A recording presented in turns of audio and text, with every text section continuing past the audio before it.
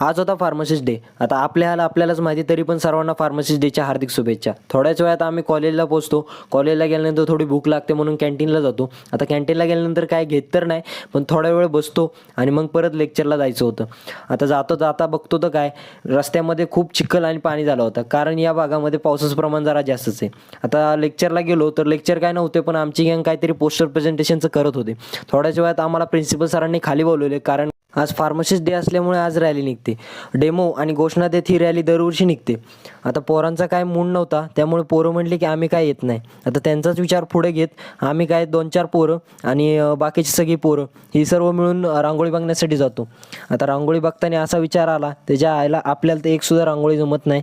या पोरांनी 1 नंबर रांगोळी काढलेली होती. पोरं कोण होते काय माहीत नाही, पण रांगोळी 1 नंबर काढलेली होती. थोड्या वेळात पोस्टर बघायला गेलो आणि आमच्या एका कार्यकर्त्याची इंग्लिशची प्रॅक्टिस चालू होती. त्याची प्रॅक्टिस घेतली आणि घरी निघालो. चला भेटूया उद्या.